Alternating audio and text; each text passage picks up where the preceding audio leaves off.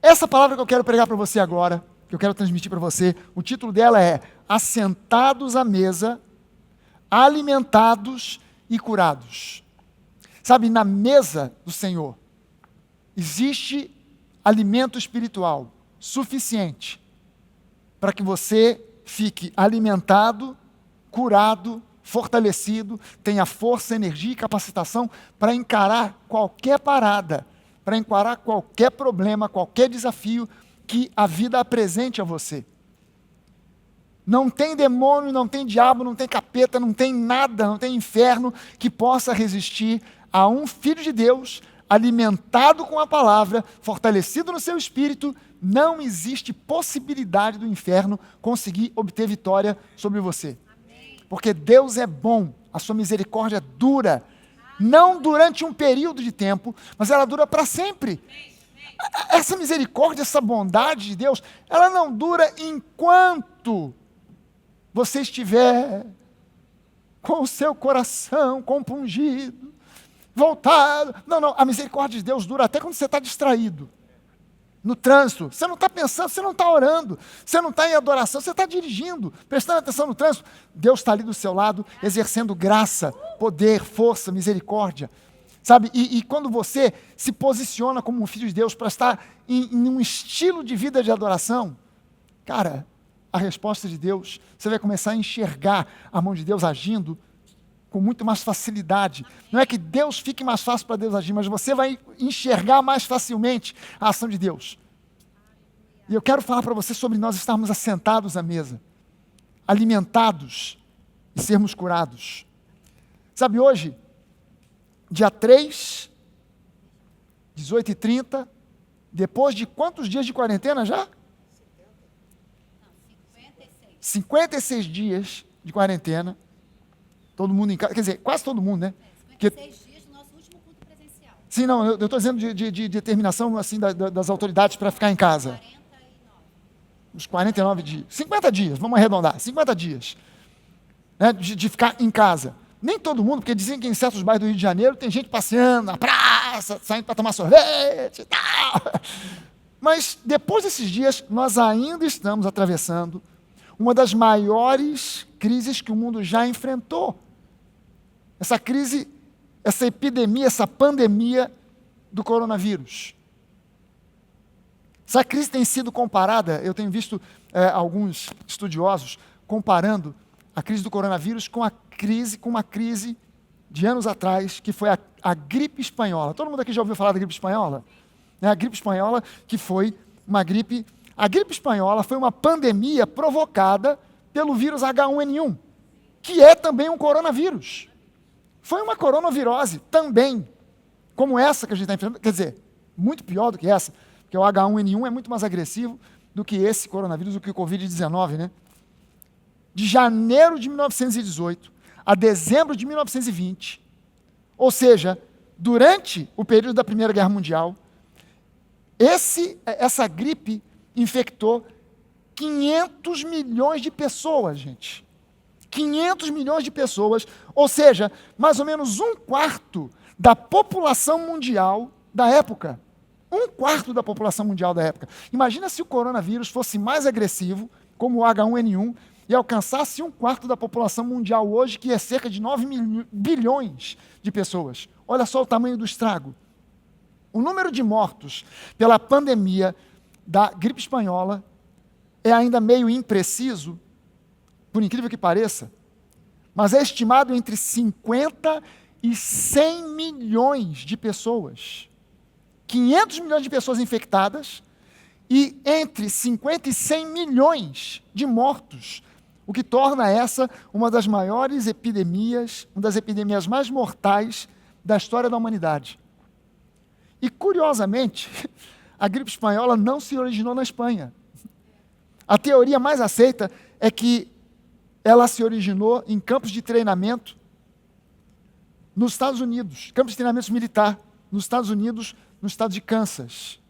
Mas tem uma teoria também, uma suspeita, de que a gripe espanhola se originou, adivinha onde? Na China. Há uma teoria forte de que a gripe espanhola tenha se originado na China. A gripe espanhola foi a segunda maior pandemia mundial. Só perdeu para a peste bubônica, ou peste negra, que aconteceu na Idade Média, que dizimou cerca de 1/3 da população da Europa. Os números são também imprecisos, mas morreram cerca de 200 milhões de pessoas por causa da peste bubônica. E os estudiosos afirmam que a pandemia da peste bubônica se originou, adivinha onde? Na China. Foi trazida pelos navios que comerciavam, que iam até o Oriente para trazer tecidos, especiarias e tal, e passavam pela China e trouxeram, ou melhor, levaram para a Europa a peste bubônica. E assim como hoje existem antibióticos para combater a peste bubônica, hoje combater a peste bubônica ainda é uma doença grave, mas se acontecer, tem antibiótico que lida com isso. Já existe vacina para o H1N1, né? Eu já tomei esse ano, né? na vacina aí, que todo ano acontece a campanha de vacinação. E os cientistas também estão pesquisando, testando vários medicamentos para saber que medicamentos são realmente eficazes contra o coronavírus. Já estão trabalhando para produzir uma vacina para o Covid-19, né? E Israel já está na beira de conseguir uma vacina eficaz. E o segundo país que já está na beira de conseguir uma vacina eficaz, adivinha qual é? Adivinha onde? É o Brasil. Por incrível que pareça. Por incrível que pareça, o Brasil está na beira já de produzir uma vacina eficaz. O problema, gente, é quando a gente olha para a igreja, qual é a resposta que nós, que somos a embaixada de Cristo na terra, temos para dar a um mundo desesperado, tomado pela insegurança, tomado pelo medo, tomado por crises de todo tipo, e onde tudo isso é potencializado pela confusão de informações e um montão de fake news. Quem aqui já recebeu alguma fake news do coronavírus dizendo, por exemplo, que chá de camomila, chá de capim-limão misturado com hortelã, bem quente, resolve o coronavírus? Quem já recebeu alguma coisa, áudio, vídeo, alguma coisa desse tipo? Todo mundo aqui, né, já recebeu alguma coisa do tipo assim, se você tomar algum banho com alguma coisa, você fica imune e tal. Já andou uns banhos de ervas aí, alguma erva que você toma um banho e tal, banho de sal grosso, sei lá, você fica imune ao coronavírus. Isso se espalha por aí aos montes. Isso cria mais confusão ainda, né? E as notícias que uma bate de frente com a outra. Fique em casa, porque ficando em casa não vai ter coronavírus que te pegue. Não fique em casa, porque se ficar em casa é pior. Você tem que ficar trancado. E aí, o que você faz? Fica em casa? Sai de casa? Porque quem diz para você ficar em casa é a autoridade. Quem manda você sair de casa também é alguém que tem diploma, é autoridade. E aí? Qual é a resposta que nós, a embaixada de Cristo na terra, temos para dar para um Brasil onde se conseguiu produzir a tempestade perfeita? A situação no Brasil é única. Cara, para pensar. A gente está envolvido numa crise de saúde, numa crise política e numa crise econômica. Cara, dá uma olhada só, você que está assistindo aí de casa, para pensar.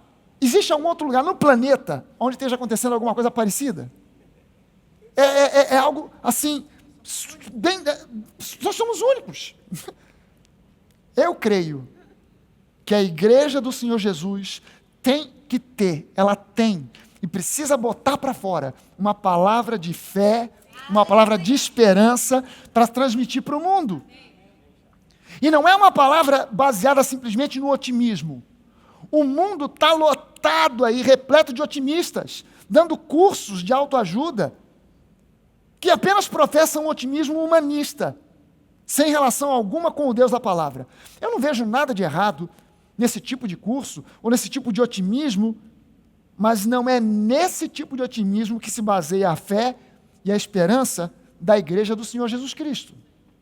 Também não é uma palavra baseada numa religiosidade farisaica, legalista, ou num misticismo que valoriza objetos milagrosos, ou que valoriza rituais cansativos, mas que são vazios de significado real.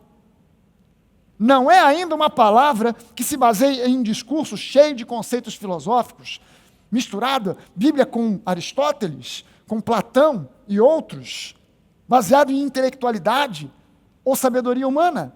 Não, não é essa a palavra que a igreja, a embaixada de Jesus na terra, precisa levar hoje para o Brasil e para o mundo. Sabe que nem em 1 Coríntios, no capítulo 2, o apóstolo Paulo, escrevendo para a igreja de Corinto, a partir do versículo 1, ele afirmou que quando ele esteve com aquele pessoal, com aquela igreja, ele não tentou impressionar o público da igreja de Corinto com ostentação de linguagem, com linguagem persuasiva de sabedoria, mas ele abriu espaço para a ação do Espírito Santo, para uma ação sobrenatural do Espírito Santo, para que eles conhecessem, para que a igreja de Corinto conhecesse o poder de Deus e a fé daquela igreja, daquele povo, daquelas pessoas, não se baseasse em sabedoria humana, mas sim no poder de Deus. Aleluia. É isso o que o mundo hoje precisa da igreja. As pessoas precisam de entusiasmo, elas precisam de otimismo. Claro, a igreja também pode passar isso? Pode, mas isso qualquer outra instituição pode passar. A igreja tem uma missão um pouco diferente, de levar para as pessoas mais do que otimismo, mais do que uma palavra de ânimo. A nossa missão é passar para as pessoas uma mensagem: Deus está vivo, o Senhor Jesus está vivo, e Ele pode e realiza ainda hoje milagres. O otimismo não produz milagres. O otimismo pode melhorar o seu estado de humor, o otimismo pode melhorar o seu sistema imunológico, o seu otimismo pode melhorar um monte de coisas, mas o otimismo por si não pode produzir milagres. Mas a fé produz milagres. Ou melhor, a fé se apossa dos milagres que Deus produz. Qual é a resposta que nós, a embaixada de Cristo na terra, temos para dar diante da crise e do caos? Eu creio que a resposta que a gente tem para dar é a revelação da graça, é a palavra da fé, graça que é favor imerecido. Sabe, você que está assistindo esse encontro, você precisa se lembrar sempre que graça não é simplesmente o poder de Deus se manifestando no meio do caos. Graça é o favor imerecido de Deus. E se é favor imerecido fala de um Deus que age na nossa vida, não com base nos nossos méritos, mas que age na nossa vida apesar dos nossos méritos. Apesar dos nossos deméritos. Apesar dos nossos méritos e dos nossos deméritos, o nosso Deus continua vivo e atuante, porque Ele não age de acordo com os nossos feitos, de acordo com as nossas grandes produções, com a nossa religiosidade, com a nossa bondade para com o próximo. Sabe, Ele age com base na ação, nos méritos, no poder de Jesus. É uma aliança. Nós aqui no final desse encontro, nós vamos participar da ceia. Eu quero convidar você que já tem aí a sua mão, pão e um cálice ou um copo, com um pouquinho de suco de uva, um pouco de vinho, aquilo que for mais conveniente para você. Se você tiver crianças aí, deixa as crianças participarem. Sabe, não tem versículo nenhum na Bíblia que proíba as crianças de participar da ceia. E a gente quer participar justamente porque ceia fala de graça. Fala da morte, mas fala da ressurreição. O Salmo 23 diz para nós que Deus prepara para mim e para você uma mesa na presença dos nossos adversários. Cara, olha só que loucura. Deus, não poderia o versículo dizer o seguinte: Deus te leva para um lugar secreto, escondido, aonde o inimigo não sabe onde fica, aonde ele não pode chegar nem perto. E você lá, despreocupado com o inimigo, porque ele está longe, ele não sabe nem onde você está, é um lugar secreto, e lá Deus prepara um banquete para você.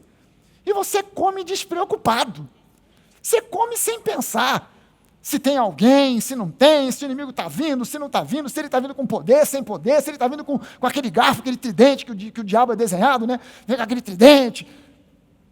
Mas ele prepara a mesa na presença dos nossos adversários. Quer dizer, no meio do caos, no meio da crise, o mundo está em crise. Imagina só um ambiente de crise. Eu me lembro de uma capa, Duda, não sei se você ouviu esse disco, se você lembra dessa capa, do Supertramp. Tinha um disco do Supertramp, que a capa era um sujeito sentado numa cadeira de praia, de óculos escuros, tomando sol, no meio de um lixão.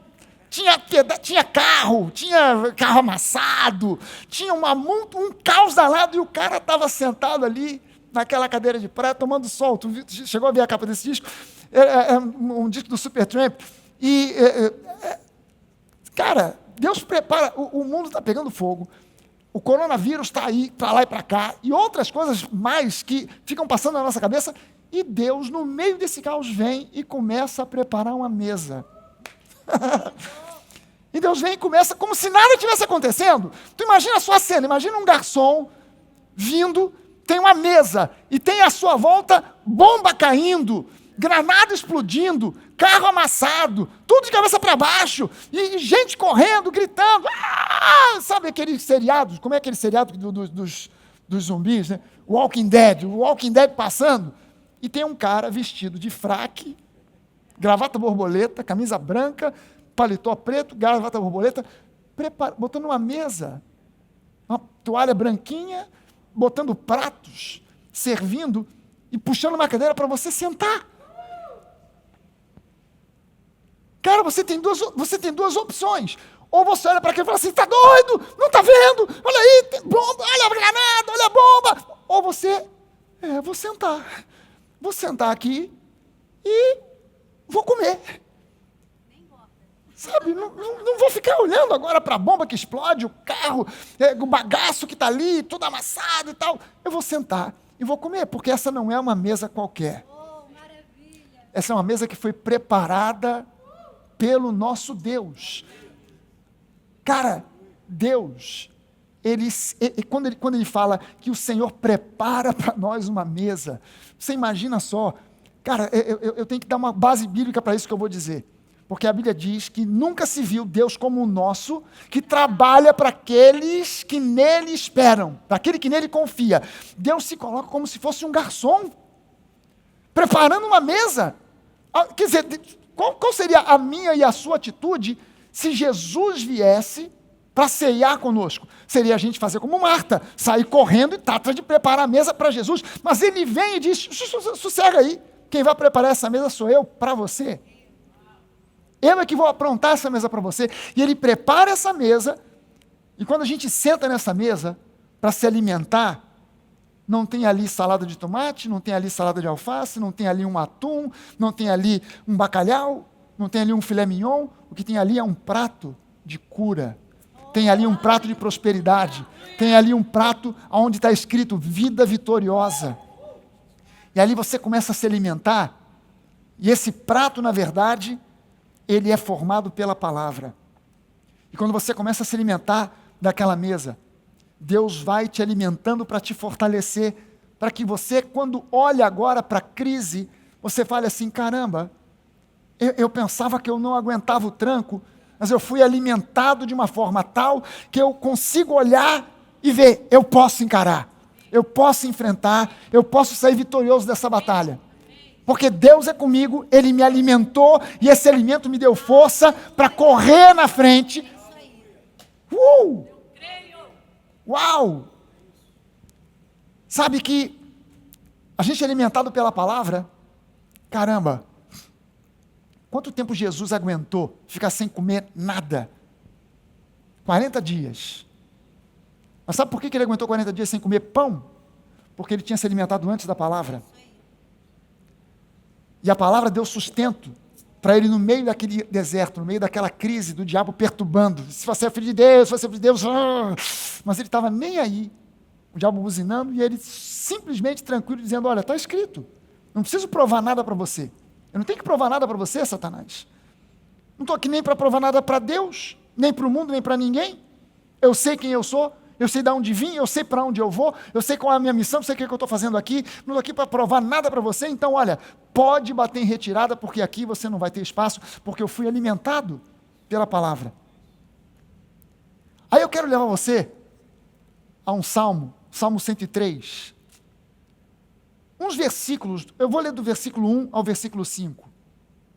O Salmo 103 diz para nós o seguinte, ele começa dizendo assim, bendiga minha alma, o Senhor, e tudo que há em mim bendiga o seu santo nome. Davi começa esse salmo aqui, dando uma ordem para os seus sentimentos. Eu não sei qual a crise que ele estava passando aqui, eu não sei qual a luta que ele estava enfrentando, mas provavelmente ele tinha aqui motivos para ficar abatido, ficar para baixo, ficar deprimido. E a alma é exatamente a sede dos sentimentos. E aí ele se vira para a sua própria alma e diz, bendiga, ó minha alma, ao Senhor. Não começa a murmurar, não. Não começa a querer me estimular, a gemer, a chorar, porque eu não vou entrar nessa. Ó, alô, aí dentro, alô. Sabe, há um outro salmo onde Davi fez uma pergunta para a alma dele. Por que você está abatida aí, ó minha alma? Por que você está desse jeito aí? Deprê. Querendo já ir para o canto assim. Não. Pode tratar de confiar, porque Deus está no trono, Deus é fiel e Ele vai se levantar. E aí ele faz aqui agora um outro convite, uma outra intimação para a sua alma, para os seus sentimentos. Bendigam a minha alma ao Senhor, e tudo, não só a minha alma, tudo, corpo, alma, espírito, tudo que é em mim, cada fibra muscular, cada camada de pele, cada célula, cada neurônio, cada célula, tudo que é em mim, bendiga o seu santo nome. Bendiga a minha alma ao Senhor. E agora ele diz no versículo 2, e não se esqueça de nenhum só dos seus benefícios.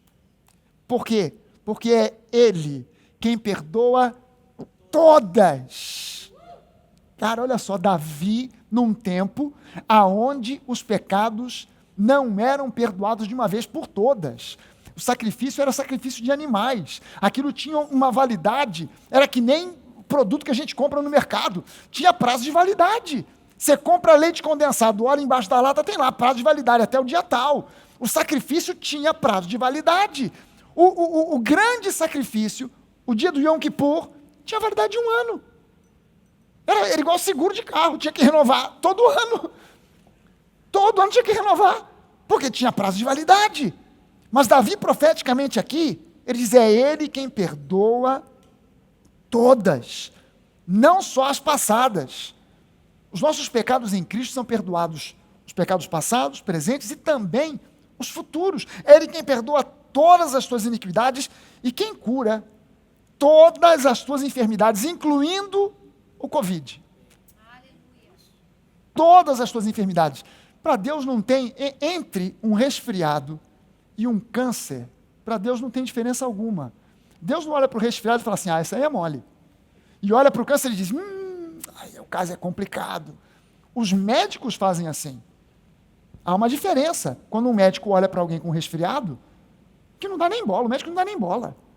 Isso aí você toma uma aspirina, se hidrata e espera que vai passar. A pessoa pode chorar para o médico, mas doutor, isso é bobagem, isso é só um resfriado.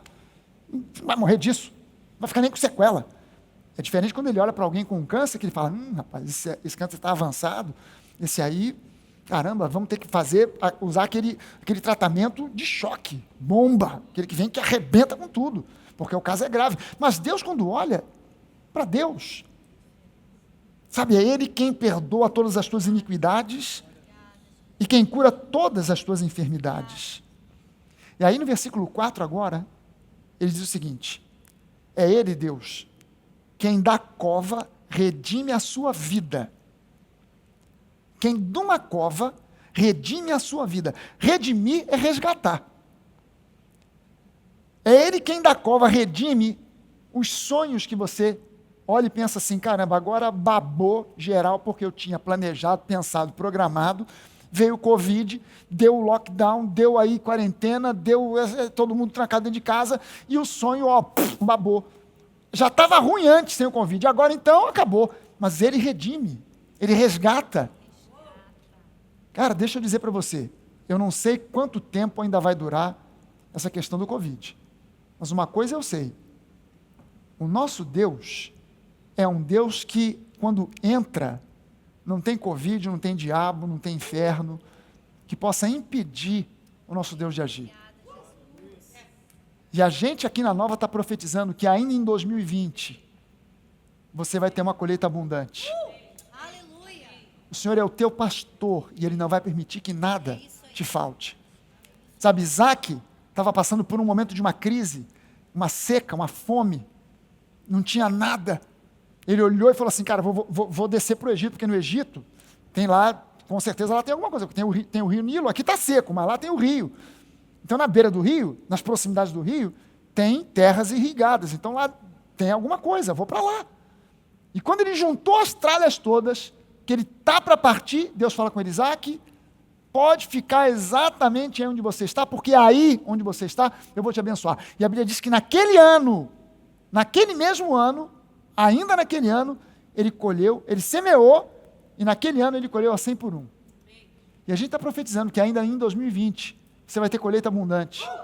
Amém. Pode ser que as circunstâncias hoje estejam dizendo que não, 2020 já era, pode esquecer, quem sabe 2021 e nem 2021, porque a coisa só vai se levantar e se reerguer lá para 2022, ainda em 2020, para os filhos de Deus, para você que confia, para você que está ouvindo a palavra da graça e da fé. Não é se você ficar dando ouvidos à palavra do caos, que isso aí vem de Deus, que Deus está te julgando, que Deus está te disciplinando, então provavelmente a sua fé vai ser abalada e você não vai conseguir crer que nem em 2020, 21, 22, você vai ficar para 2030.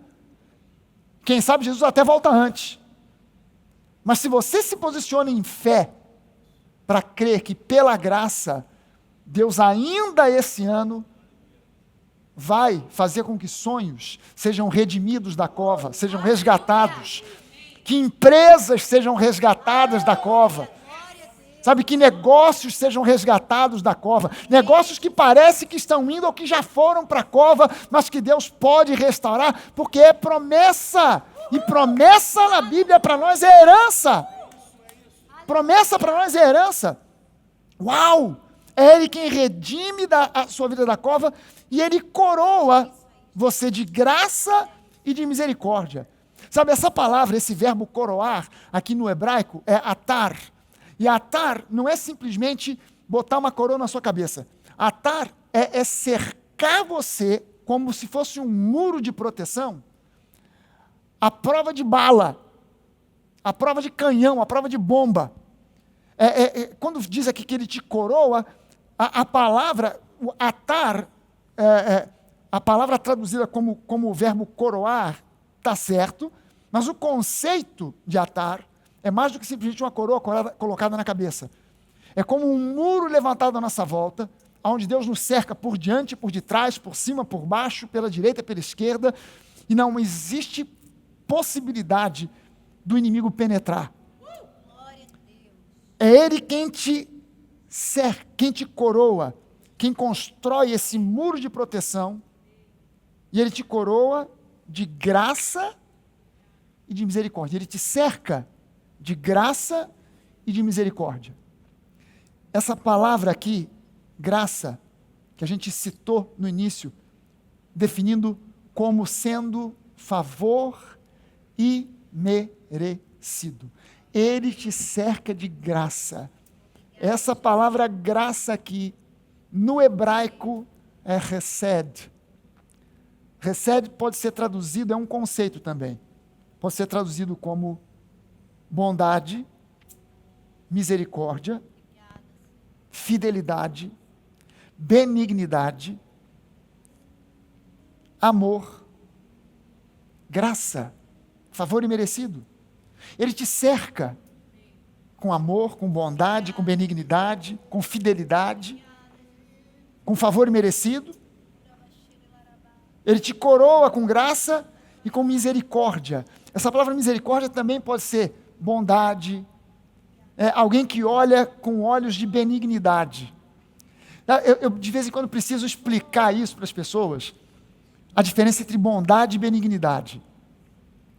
Sabe, bondade é uma coisa, benignidade é outra. As pessoas em geral pensam que bondade e benignidade são a mesma coisa. Não são. Bondade é quando você age com misericórdia por alguém que está passando por um problema, por uma dificuldade, por uma necessidade. Então você, num ato de misericórdia, num ato de bondade, você vai lá e, por exemplo, a pessoa está com fome, você dá um prato de comida.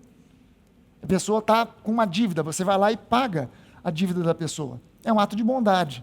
Você ajuda uma senhora a carregar sacolas de compra, né, do supermercado até o ponto de ônibus. É um ato de bondade. Você ajuda uma pessoa idosa ou uma pessoa que não tem visão a atravessar a rua. É um ato de bondade. Benignidade é diferente. Benignidade é a capacidade que Deus tem de olhar para nós com olhos benignos. Ou seja, por mais que você erre, quando Deus olha para você, Ele sempre olha com benignidade pensando, na próxima Ele vai acertar. Amanhã, as minhas misericórdias vão se renovar. As misericórdias do Senhor se renovam a cada manhã. Quer dizer, a cada manhã Deus olha e fala assim, pode ser que ontem Ele tenha pisado na bola. Se bem que eu nem lembro. Mas hoje, com certeza, Ele vai acertar. E Deus está sempre nessa expectativa.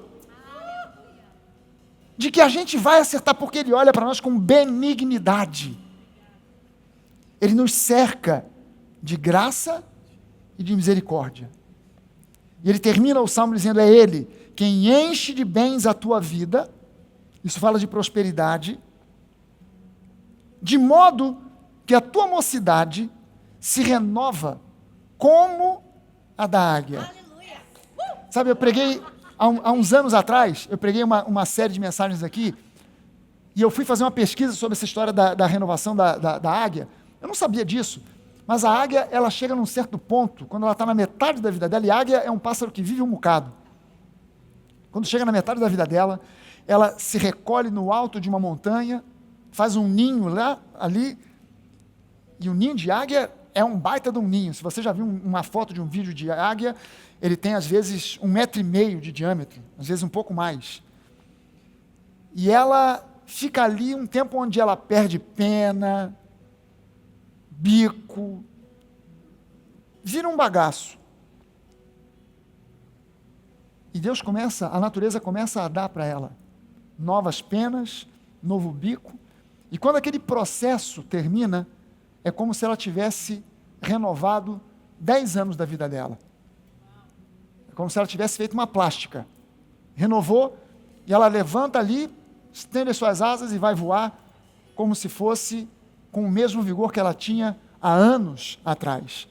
E diz aqui que Deus, Ele farta de bens a nossa velhice, ou seja, nenhum de nós aqui está dependente do INSS, glória a Deus, Aleluia.